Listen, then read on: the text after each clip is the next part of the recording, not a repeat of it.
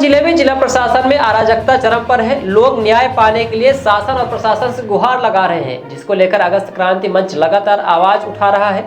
लेकिन प्रशासन के जिम्मेदार भ्रष्टाचारियों और हत्यारों को बचाने में लगे हुए हैं। जिले के गंभीर मुद्दों को लेकर अगस्त क्रांति मंच 14 अक्टूबर 2024 से 12 बजे से पीड़ित आदिवासी महिला के साथ मऊगंज कलेक्टर कार्यालय के समक्ष आमरण अनशन शुरू कर रहा है। इसी को लेकर अगस्त क्रांति मंच के संयोजक कुंज बिहार तिवारी ने आयोजित प्रेस वार्ता में जानकारी देते हुए कहा कि नईगढ़ी थाना क्षेत्र के मुद्रिका कोल की पत्नी 3 वर्षों से गवाह और सबूतों को लेकर आईजी और एसपी कार्यालय की चौखट में माथा टेक रही हैं, लेकिन कहीं कोई सुनवाई नहीं हो रही है। नईगढ़ी में 2 अंधी हत्या को लेकर पुलिस की चुप्पी, सायपुर पुलिस द्वारा ब्राह्मण युवक की शिखा उखाड़कर उसके साथ बर्बरता के गुनाहगारों का बचाव, अवैध शराब खानों और शराब की पैकारी करने के साथ ही इनके द्वारा तस्करी, हत्या, मारपीट कर उस पर कार्रवाई नहीं होना, तो वहीं जंगली जानवरों द्वारा किसानों की फसल को भारी क्षति हुई, इसका नुकसान हुआ, मुआवजा न मिलना, बिजली समस्याओं की अनदेखी, युवाओं को रोजगार सहित अन्य कई मुद्दे हैं जिनकी ये प्रमुख मांगे शामिल हैं। उन्होंने कहा कि जिले में अधिकारी भ्रष्टाचारियों और अत्याचारियों से मिलकर अंग्रेजी हुकूमत से ज्यादा बुरा बर्ताव कर रहे हैं, जो कि तालिबानी राज की ओर मऊगंज को धकेलने में कोई कोर कसर नहीं छोड़ी जा रही है, जिसके लिए यह आमरण अंतिम लड़ाई है। इस लड़ाई में उनके प्राण भी चले जाएं तो इसका उन्हें कोई भी भय नहीं है। आइए सुनाते हैं कल से शुरू होने वाले आमरण अनशन को लेकर कुंज बिहार तिवारी ने क्या जानकारी दी है। आज पत्रकार वार्ता का आयोजन किया गया, इसका उद्देश्य? सबसे पहले आप सभी लोकतंत्र के चौथे स्तंभ के मीडिया के साथियों का स्वागत, वंदन और अभिनंदन करता हूं, जो आप जनता की आवाज़ बनने के लिए आज आए हैं। 14 अक्टूबर से दिन मंगलवार से आमरण अनशन हो रहा है 19 सूत्री मांगों को लेकर, जिसके संबंध में सभी संबंधित अधिकारियों को, प्रदेश और जिला स्तर के, संभाग स्तर के अधिकारियों को दी जा चुकी है। 7/1/2023 को मुद्रिका कोल की हत्या हुई, जिसका एक ऑडियो भी आया, और यही हत्या अगर एक आदिवासी की ना होकर किसी नेता, मंत्री या किसी बड़े अधिकारी की होती और पुलिस खुलासा न कर पाती तो CID CBI की होती। एक तरफ मड़ई उत्सव मना रहे हैं, कहते हैं आदिवासियों का सम्मान, और दूसरी तरफ आदिवासियों की हत्या हो रही है और उन्हें न्याय नहीं मिल रहा।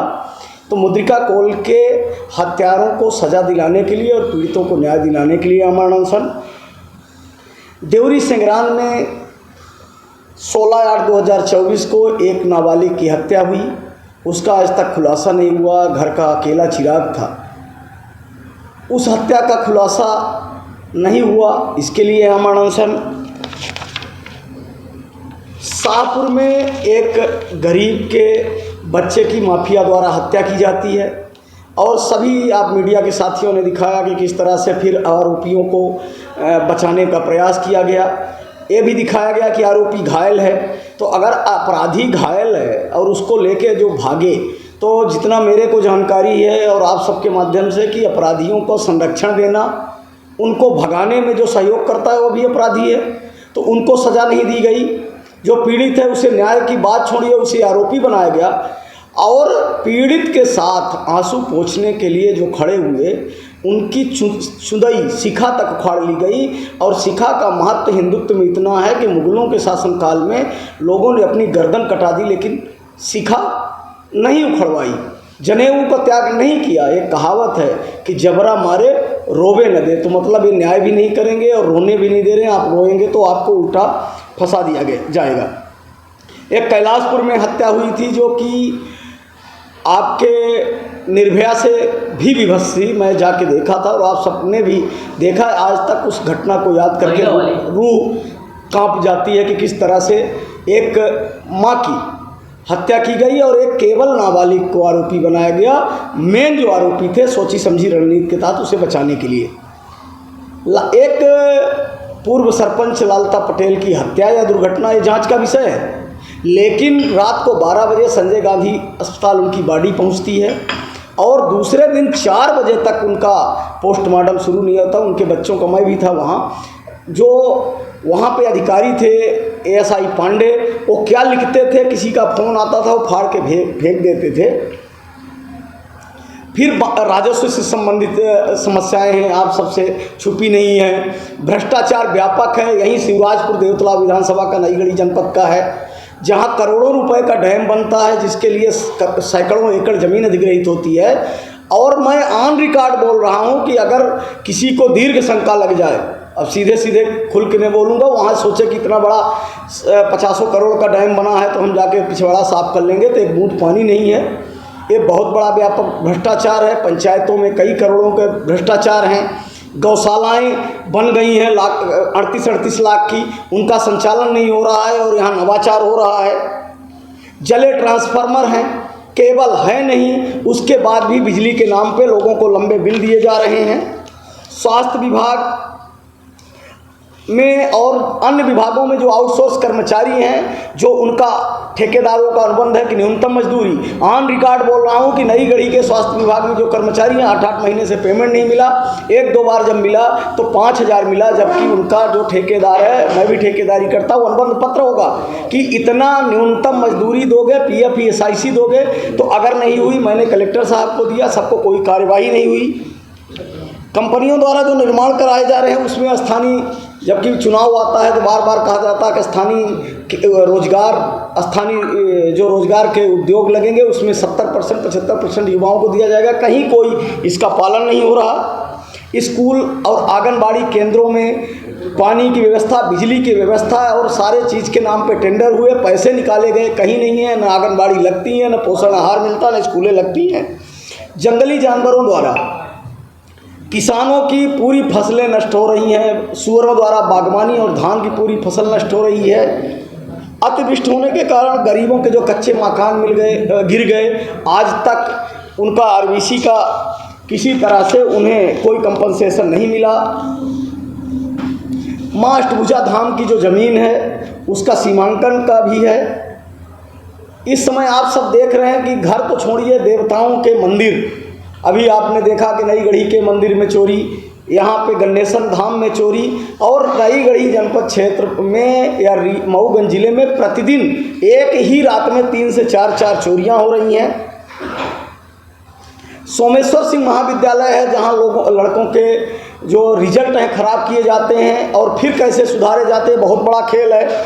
लॉ कॉलेज जो यहाँ मऊगंज का था, जिसके लिए बड़ी बिल्डिंग बनी थी, जिसमें कलेक्टर और SP महोदय बैठते हैं, लॉ कॉलेज की मान्यता खत्म कर दी गई, जो बहुत बड़ा मुद्दा है कि ये मान्यता ना खत्म किया जाए और लॉ कॉलेज सुचारू चलाया जाए। इसी तरह से भीड़ में मुख्यमंत्री सरोवर जो RES द्वारा निर्माण कार्य कराए जा रहे हैं, उनमें व्यापक भ्रष्टाचार हो है। बनी बनाई रोडों का टेंडर हो रहा है। एक 3 करोड़ 65 लाख की रोड बन रही है, 3 साल से बन रही है, कहीं कोई काम नहीं हुआ। भीड़ में 4 करोड़ 25 लाख का मुख्यमंत्री सरोवर, एक बूंद पानी नहीं है।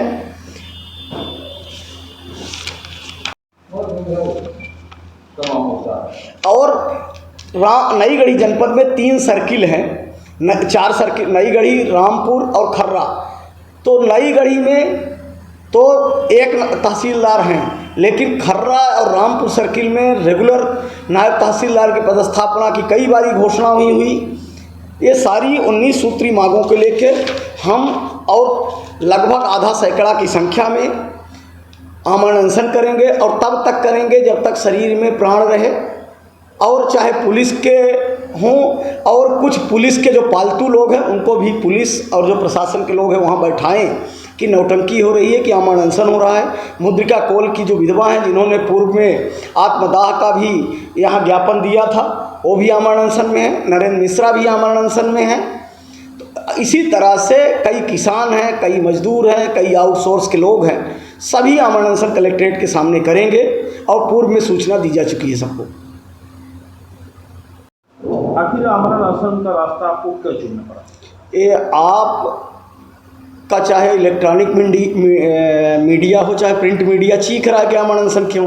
आप देख रहे हैं कि विधायक को अपनी जान का खतरा है।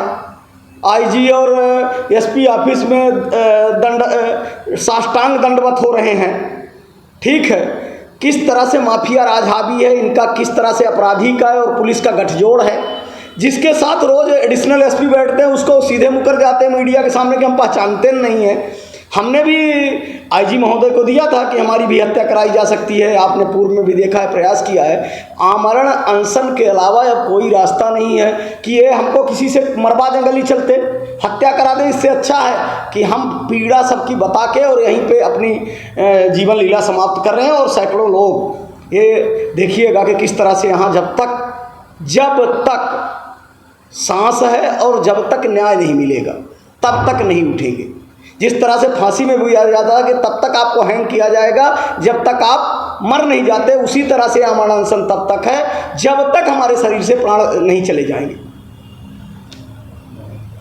Bihan hospital and research centre आपके अच्छे स्वास्थ्य हेतु समर्पित सर्व सुविधा युक्त हॉस्पिटल। बिहान हॉस्पिटल में स्त्री रोग, कैंसर मेडिसिन एवं कैंसर सर्जरी, यूरोलॉजी, न्यूरोलॉजी, हृदय रोग, ऑर्थोपेडिक, जनरल मेडिसिन, बाल चिकित्सा, जनरल एवं लेप्रोस्कोपी, प्लास्टिक सर्जरी संबंधित सभी बीमारियों के उपचार की सुविधा उपलब्ध है। बिहान हॉस्पिटल में emergency ambulance, pathology, pharmacy, dialysis, 2D echo, छाती की जांच, सोनोग्राफी, PFT फेफड़ों की जांच, फिजियोथेरेपी की सुविधा उपलब्ध है। विहान हॉस्पिटल में मेडिक्लेम इंश्योरेंस, कैशलेस सुविधा, आयुष्मान भारत कार्ड धारी को सुविधा उपलब्ध है। विहान हॉस्पिटल में 24 घंटे एम्बुलेंस की सेवा उपलब्ध है। हमारा पता है NH7 होटल लैंडमार्क के पहले रतहरा, रीवा। अधिक जानकारी के लिए संपर्क करें। Helpline number 9074 5146 14।